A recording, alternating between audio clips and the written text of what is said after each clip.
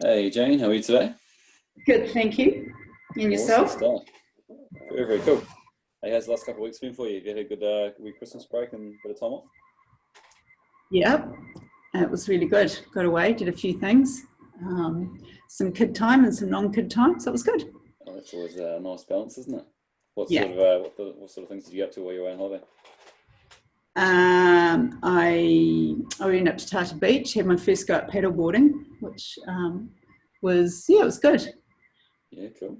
Stay upright. And then what else did we do? Did a bit of mountain biking, had a good family Christmas. And I went to Lake Brunner, which I'd never been to before, Oh and that wow. was beautiful over there. We took the jet boat, so we had one jet boat and 19 people all biscuiting and water skiing. So it was a bit, it was great fun. Sounds like a lot of fun. Oh, you sounds like you have an Yeah. awesome holiday. Very cool. Really cool. Yeah.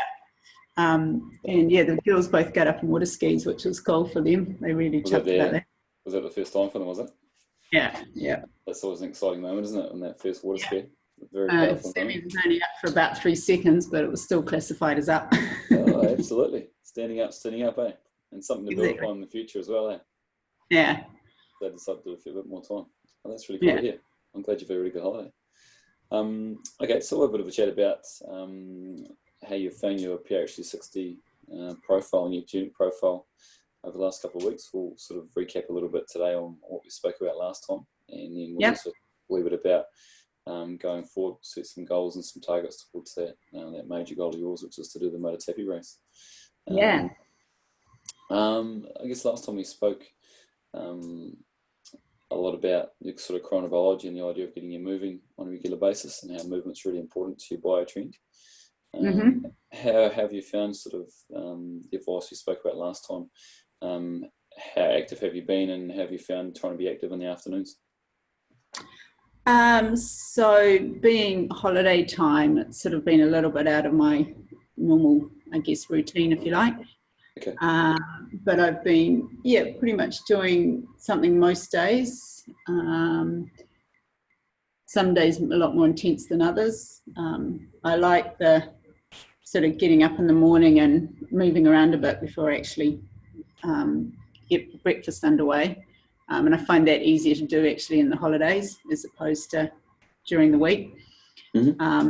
Time when it's a matter of sort of, getting off to work and things is, I tend to um, have breakfast sort of more or less as soon as I get up. So it's been quite good just trying that part. Okay. And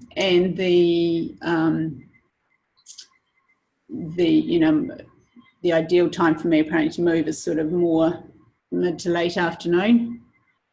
And like when we were away on holiday, a lot of what we did was actually more morning based. And the times that I have actually tried going off in the afternoon, like a couple of weeks ago, Graham and I went for a ride and we jumped in the car and drove to the start of the ride. And it was, I don't know, it was about 2:30, 3 o'clock, something like that. And I was actually yawning in the car. I was going really flat and tired. I was Yeah. going, this is interesting. Nice. But actually, once we got out and started riding, I felt good. Okay. That's really interesting because we know that's 3 to 4 in the afternoon is your power hour, isn't it? You know, we know movement's your number one for your biotrend. So that's really interesting that you sort of felt perhaps tired on the way over there. We'll speak a Yeah, little bit later on in the session about what that perhaps could have been, but it's pretty fascinating that given that's your power hour, once you get going, that it's almost like your body just really wants to move, and once it starts moving, is that how it felt for you? Is it sort of yeah. It was sort of like, I thought, oh God, this is going to be really hard. And, sort of almost the last thing I felt doing. yeah, Whether, I don't know, whether it's my body saying, well, actually, you need to be moving and sitting in the car is not great, so get up. yeah. Yeah, I don't know. Okay, fascinating. Yeah, that's really cool. And have you managed to stick to your training schedule, and you've been happy with the progress you've made there? Not really, no. It's been a little bit fits and starts. Um, I'm sort of doing 2 good rides a week, but this week did one on the weekend, but I'm not sure I'm going to get one in this week. Okay. Uh, but next week will be good going away, and there's lots of hills where we're going, so I'll be able to hopefully get in sort of 4 good rides. Yeah, nice. Okay. And I guess if we speak about today's coaching call, Jane, what would you really like to get out of today's session?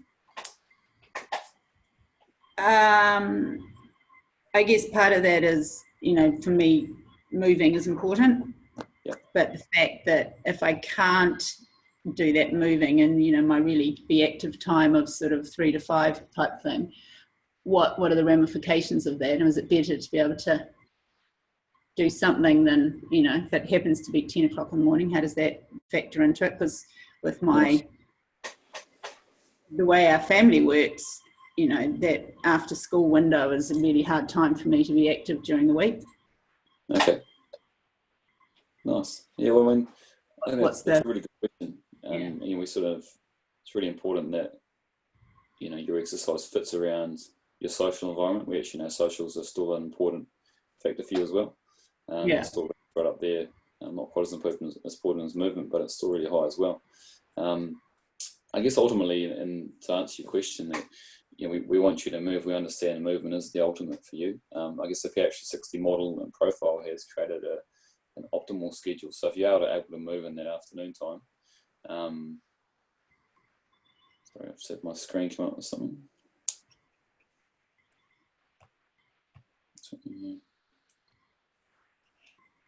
I do like that nap part at 2 o'clock. It's always quite reassuring. Okay. It's nice to know you're allowed to have one, eh? It gives you that bit of a reason to. So yeah, I think first and foremost, if we can focus on getting that movement in each day, I guess PH360 has used its 15 layers of science to create this optimal time of day for you to move. But first and foremost, moving is the number one goal, and I think if that has to fit around your family, it has to fit into the daily schedule. I would suggest and recommend to you that the first thing you try and do is move. So that happens to be 10 to 12 or something in the morning. That's okay. If you look at your daily schedule from a lifestyle point of view, it talks about you being mentally active during that period of time as well. So we know your body likes to move, and we know you sort of mornings aren't a bad time for you. You're able to move from 6 a.m. in the morning. So getting up and doing some exercise, if that feels good for you, then that's absolutely fine. And if it means that you get your exercise done or you get your movement done in that day, then that's always our number one priority. So I think that fits in really well. I guess thinking about when possible, or if it's possible, on the odd time or the odd day, thinking about if you could get some sessions done in the afternoon, would that be something that could be possible for you? Sort of the early afternoon is a possibility. I could do a 2 to 3 or something like that. Cool. But that starts, because also, with my work, I tend to work between that sort of 9 and 3. Yeah. Okay. So it's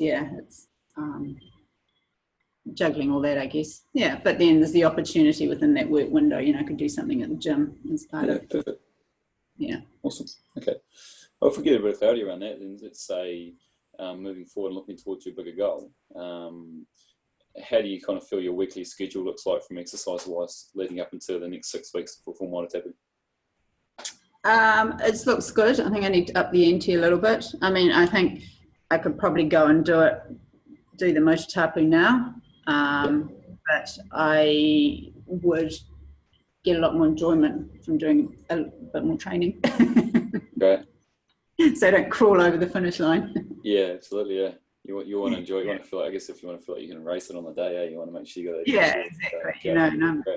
The competitive side always comes out in me in a race. Even though you're just doing it for fun, it's like, okay, here we go. Yeah. Great. Okay, so thinking about what you're currently doing and thinking about what you need to be able to do between there and that 6 week goal point in time, what increase in activity, or how often do you need to be exercising on top of what you're doing currently? Well, I guess that's a question for you too, in terms of the makeup of the type of exercise I'm doing. Yeah, absolutely. It talks about activity, be active, and what, for me, what is the ideal form of activity? Can it be varied, or, is it all high intensity, or, does things like yoga or a good brisk walk or something like that with the dogs count? Absolutely. I guess if we look at a couple of things, we look at what your BioTrend operates best on. What your PRHD60 profile is suggesting is that our intensity is really important. So we want to make sure that your weekly routine has some intensity exercise or some high intensity exercise, and we know your body's going to respond really well to that. And saying that, we know your event is very endurance focused, so we need to make sure you've got lots of endurance exercise in there as well. And I think yoga is a really good fit, because if we look at one of the potential risk factors around your movement is that, you know, you may be prone to doing a lot of movement without getting enough activity, active recovery and rest time. So if we can make sure your yoga is your downtime and that's your recovery session, or your, even just for your mind and your body to recover, but you still get a little bit of gentle movement as well, would that be something that kind of fits really well for you from a recovery point of view? Yeah, definitely. At the moment, I'm not doing a weekly yoga class. I tend to do that over the winter, just trying to, because again, that's it sort of, it tends to be, what is it, it's 9 o'clock in the morning. And so it's up to me doing the yoga myself at home, which I do try and sort of, that's that, you know, when I get up in the morning, that's 6 to 7 type times when I try and do that, or else in the evening around 8 o'clock. Nice. Okay. I guess if we look at, if you can see the screen we're sharing today, I've just put up your fitness, the fitness tab, and if we look at your chronobiology, your optimal daily schedule, in terms of, you know, getting up and going in the morning's fine. So some gentle movement at the start of the day will be absolutely fine. What I'd perhaps quite like to see for you moving forward as you're entering a more active period of time is that there's a, you know, at least sort of once a week there's a recovery session. And that's, if you're happy to do some yoga at home for 15 to 30 minutes, is that something you think you could see yourself doing if you understood the benefit behind it? I have been trying to do that. It's just that, one of those things that slips by. Okay. What would motivate you more? What do you think we could do to sort of help increase the motivation to make sure you're getting that recovery in? I think for me it's the end goal, you know, making sure I enjoy the race and know that, you know, done it to the best that I could. Great. So if we put together a program today that really sort of creates a real specific plan around what you need to do, we'll focus on the next fortnight before we catch up again to make sure you know exactly what you need to do each week. Would that help your mindset around kind of really getting to that end goal? Yeah. And what about some strength stuff? I mean, it's sort of, and as you know, I need to spend more time on the bike seat and do some longer rides, but should I, you know, there's that supplementing it with some strength stuff as well, or that I'm getting that with the bike? Yeah, I think your body's going to respond really well to strength work. Over the next fortnight, do you feel it's going to be easy for you to get strength work done, or is it going to be easier to get your strength work on the bike? Next fortnight will be easier on the bike. Yeah. Okay, cool. If I set you up some programs that we could, sorry, keep going, Jim. Yeah, so the focus, I think, for the next fortnight for me would be time on the bike and, you know, doing some restorative yoga type movements and that sort of thing. Yeah, really cool. I think I'd suggest the same. I think, you know, given your end goal and given the proximity of that as well, it'd be really important if we could get you to spend your time on the bike. And what we'll do is we'll just vary the types of session you're doing on the bike. So how many days a week do you want to be active over the next fortnight? Starting today or tomorrow? Starting today. So I'd say at least 3 a week. Next week I should be able to do a bit more because, we're camping and I can probably go for a ride just about every day, or every, 4 out of 5 days sort of thing. Okay. So say we start to talk about next week, is it sort of realistic to say that you might be able to do something 5 days next week? Yeah. Yeah, cool. And keeping in mind that movement's that real focus for us too. So even if we're thinking that something, you could do a small strength session that you just based around your campsite if you didn't have time to get on the bike. Now, what I'd like to see you do is do 3 longer rides. Within those 3 longer rides, let's think about creating some blocks of intensity. So Yeah. spend the first half an hour, I guess this depends a little bit on the terrain you're using, but spend the first half an hour sort of warming up or easing into your ride, and then try and pick kind of 10 to 20 minute blocks of intensity within that sort of 2 to 3 hour ride, where you can really lift your heart rate, elevate some intensity, and treat it like a bit of a strength or anaerobic effort. Yeah. And if you could do 3 rides that simulate that, we sort of know your races can be around that kind of 3 hour mark, with no cracks and conditioning. If we could put 1 yoga session in there with some sort of flow or gentle movement focused yoga, I think it's still important to get the movement in. And then, the sort of the 5th session is an optimal strength session, where you might do, whether it's an interval session on the bike, whether it's a repeat sort of a hill climb, or a bodyweight strength session, just based. I'm just thinking if the weather kind of doesn't play its part or something, it'd be quite nice to have that extra option available, that you could do something kind of that doesn't require the bike. How would that sound? Yeah, no, that sounds good. The easing into it for the first 30 minutes might be a little bit of a challenge, because basically the campground's in a bay, and within 200 metres of the campground in any direction is hills. Okay, nice. I love the challenge. It's just thinking that even when you're climbing, it's just thinking about the level of intensity using, perhaps not going sort of at that first hill. Although I'm sure with your biotrend, you're going to handle it pretty well. So I can see your active mindset hitting that first hill 100 miles an hour. But I do expect your heart rate to climb pretty quickly. I know what the hill after it's like. Yeah, absolutely. Yeah.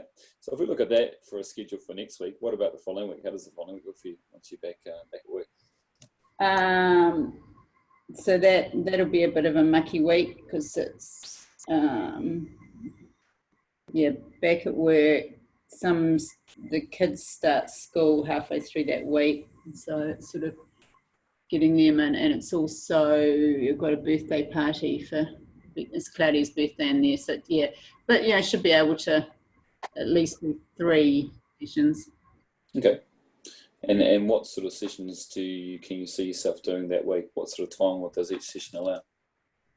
I'd like to think there's at least one of them could be probably a 2-hour ride.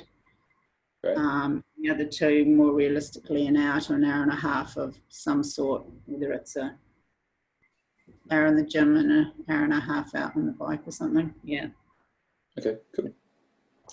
What I'd like to encourage you to do is to think ahead of that week and try and maybe diarise those sessions. It sounds like it's a bit of a challenging week in terms of lack of clarity on what the structured day is going to look like. But if you can make sure that 2-hour ride is kind of structured in there somewhere. I imagine the gym session can fit between clients when you're in the gym, but making sure those 2 times you're getting outside and getting on the bike, I'd really encourage you to diarise those, and if you can get those locked in your diary so they don't shift. Well, I'll lock them in with Graham, and then we both have to commit to it. Yeah, perfect. I love it. Accountability and socialising, eh? It's ticking all the boxes, isn't it? There you go. Very, very good. You're getting very, very good at this, Jane. And on the other days, keeping in mind how important movement is, what's something you could do that's quite short, that doesn't necessarily take a lot of time, that we could sort of try and get you moving on the other days outside those 3 days?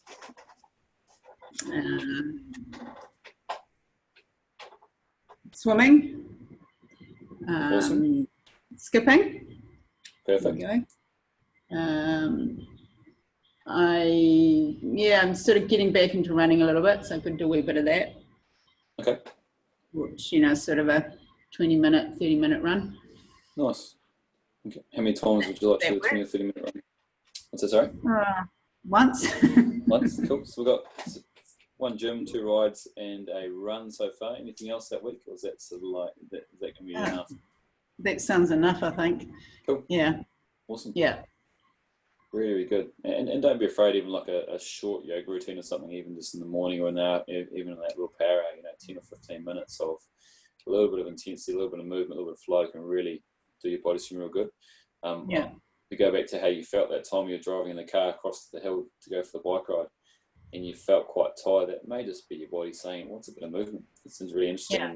I really encourage you, particularly in that afternoon space, if you do feel a little bit fatigued or tired, we're going to talk about food in a second, but just see if you do apply even movement for a really short period of time, how Yeah. that makes you feel, whether or not that really lifts your energy levels as well. Be quite interested to get some feedback on from you if you try that out, get some more insight. Okay, yeah, sure. Yeah. Have you had a chance to have a look around the food side of things just quickly, Jane, before we finish? Yep, I have. Hello. Good. And you? Just bringing some people through. How you going? Good. Very well. Yeah. It's nice and cool in here. That's Yeah. Yeah. It's good. I'm Jane. Hi, Jane. Hi. Have a good Christmas? Yeah, it was pretty good. Yeah. Yeah, yourself? Yeah, good. Yeah. Yeah. Yeah, cool. Anyway, go through. So, this is Georgie and Anne and Kelsey. We all work Hey, together. nice. Back at work already? Yeah. So Georgie's recently moved back to Christchurch. The Ben's trying to show me Show the the sales local, Yeah, local good. gyms. Yeah, well, it's great here. And as you can see, it's nice and quiet and really Yeah. low key. So Yeah, it's yeah. nice, yeah. Which is awesome. But, Yeah. yeah. Oh, Yeah. And put your head into the ladies too. That's down there. Yeah. Look. Right. Slight interlude there. So the food side is I've looked at it and I found it really interesting. Just as we talked about the other week about the things that were beneficial for me and then the things that weren't. But I haven't really done a lot more on the food. So I have avoided chickpeas if I can. Oh, sweet. Yeah. It's hard this time of year with hummus being a nice little dip to eat up. Exactly. But it's more, I think, for me, one of the things I really need to get on top of is, it reiterated that I know I need to eat quite regularly, but it's just making sure I do. I find, and I was thinking maybe, that time when I was driving over in the car, was it when I had actually eaten something beforehand, but again, whether it, maybe it was a water thing as well. So that's sort of something I think I need to delve into more, is the actual how often I'm eating and actually what I am eating at that time. Yeah, that's what. Yeah, that's kind of what I was getting at when I was talking about that as well. It's and even if you've eaten something quite close to when you're feeling like that, quite often it can be that maybe you've missed a meal or something earlier in the day. Body's just a little bit behind, and being a fast oxidizer like we spoke about, once you fall behind the energy level for the day, I imagine it's reasonably hard to catch up again. So it's just keeping in mind from the morning that you need to get those energy levels up, particularly if we're sort of planning an afternoon exercise. So, hey, really good awareness. That's awesome to hear. Great, you've got some consciousness around that as well. How are you feeling, sort of, sticking to the foods that are optimized for you? Yeah, it's a good spot. Yeah, it is. It's great. Yeah, it's really good and close to your work, so you can pop in any time. Awesome. And so as Ben probably explained, we can do just do your program, or if you're a member, go to the gym, or if you're not a member, you can just come and see.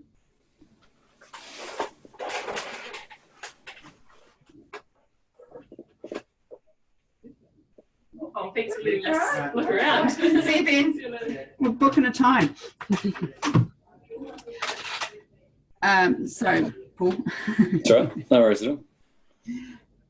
So, the question I asked was, how have you found it reasonably easy to eat the foods that are recommended for you? Yes, and it's in a lot of it. I sort of had, there's all the green leafy veggies and all that, which we'll talk about, and is good things. The herbs I found quite interesting, and that there was a lot of that. Chives was quite high up my list and things, so I've planted some more of that and throwing it into a lot more food if I can. Awesome. Yeah, so that's good. But and managed to negotiate Christmas fairly well. Cool. Nice. Yeah. If we spoke about sort of one thing you could do today around food, and I'm maybe thinking we sort of speak about sort of what's going to help you best make sure you are eating frequently throughout the day. Is there something that comes to mind that's going to ensure that on a more regular basis you are getting those 5 or so meals a day, maybe 6 meals a day, or just eating regularly and making sure there's enough snacks in the day? Planning. Awesome. And maybe more specifically, is there certain meals you find more difficult to be successful around? Lunch. Yeah. Cool. What? Okay, so thinking about lunch then, and maybe thinking about when you do lunch successfully. Is there a common plan? Is there a common sort of something that kind of happens consistently to make sure lunch is happening well, or is there something you can do going forward that's going to mean that lunch is, I guess, more consistently a better option or a good option? And I think it's having the food on. Well, it depends if where I am. If I'm at home, then I've got time. I can open up the fridge and make a good salad and something like that. As opposed to, or if I'm coming to work in the morning, when I'm getting in the habit of making a lunch, but just making sure that the stuff there to make a good lunch, and then also making sure I bring some snacks and stuff with me as well.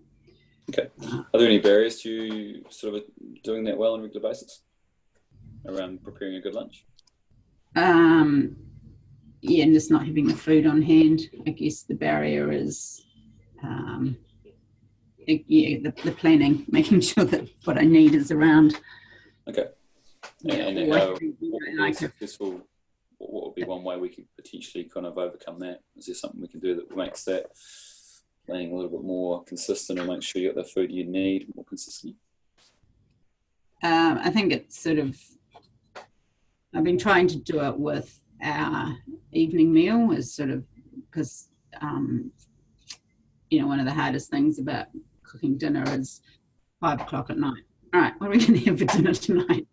Absolutely, I know the feeling. Yeah. Whereas, I used, in a job I had, I was cooking for 14 people every night, and it was a piece of cake because each week I did a menu plan, and I then went to the butcher and the supermarket and everything and wait. And the day before I knew what I was making, and it was out of the freezer or whatever, and it was all there.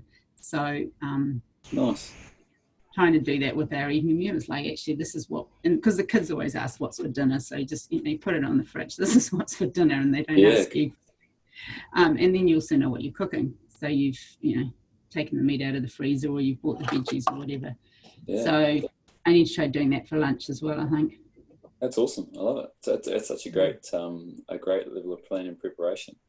And like I say, if you can get into a regular routine of maybe spending some time at a certain stage in the week where you do plan ahead, hugely powerful for making sure you're successful on a regular basis of just having a good lunch all the time.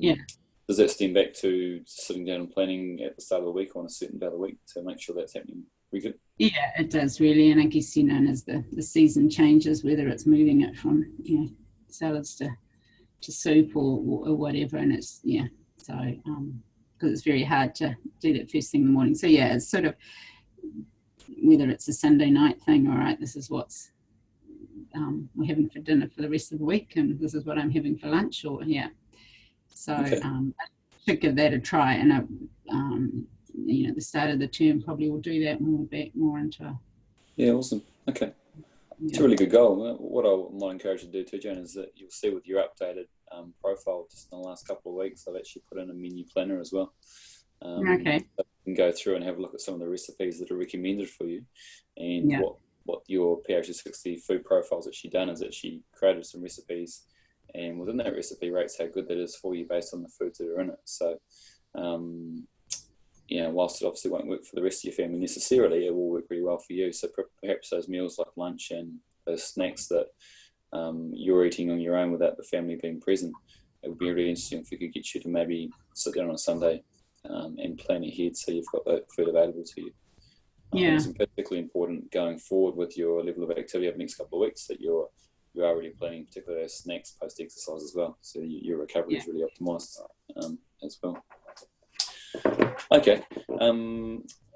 Just to be clear, for a couple of really cool, clear goals there.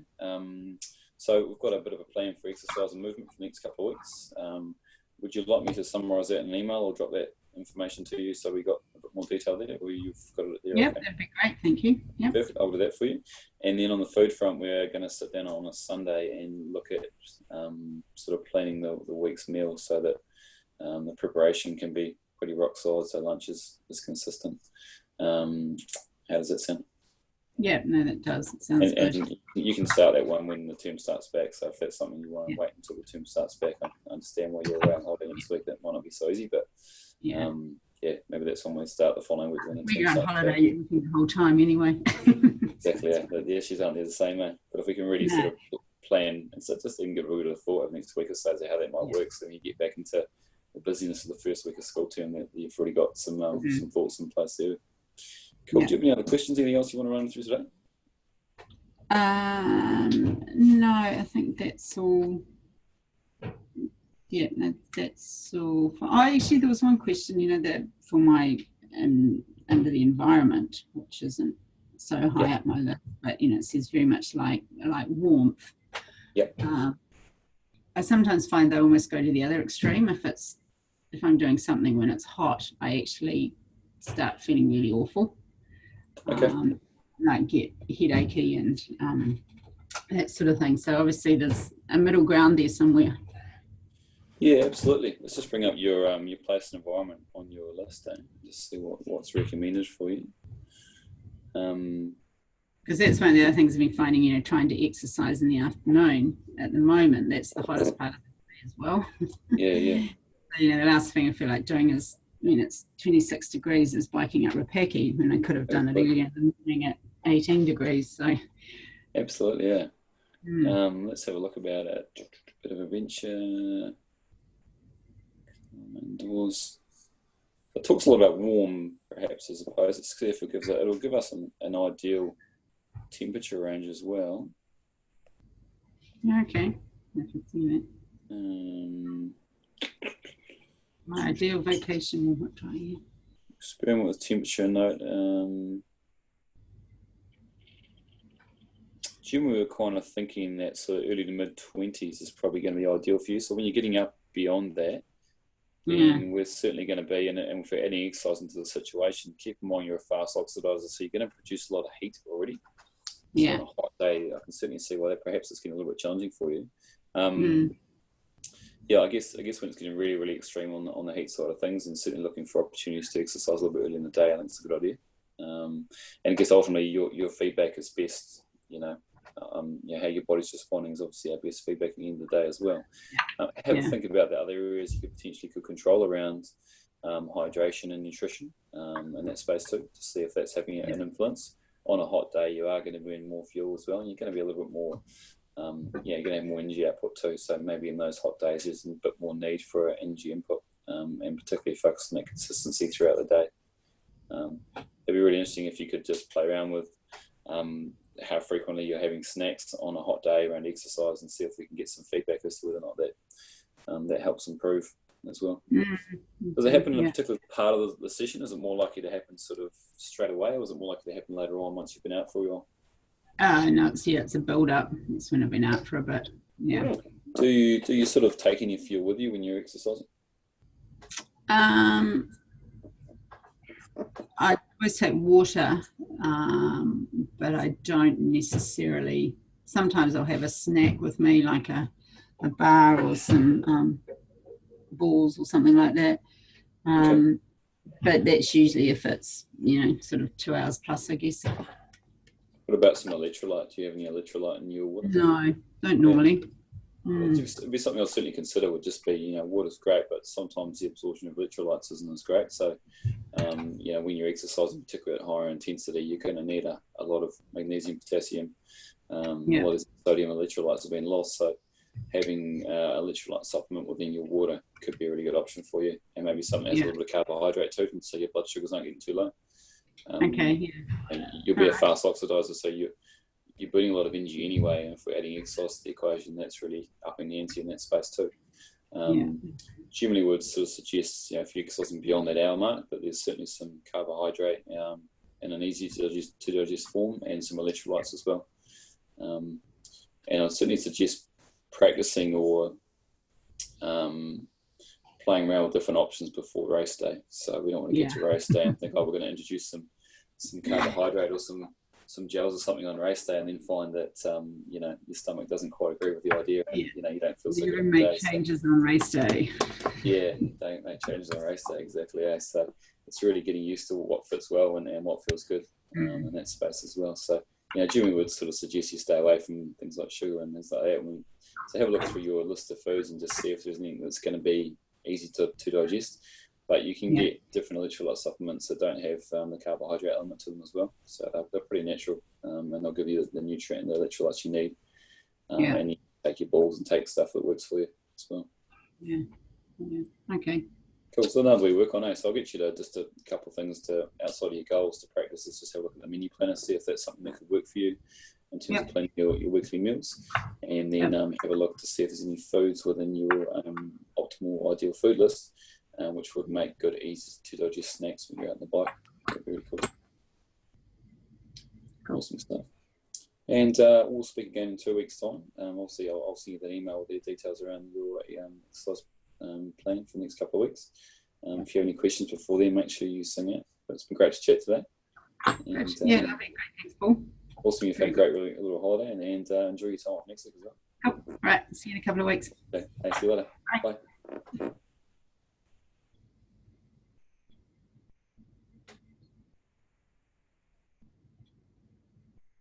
right.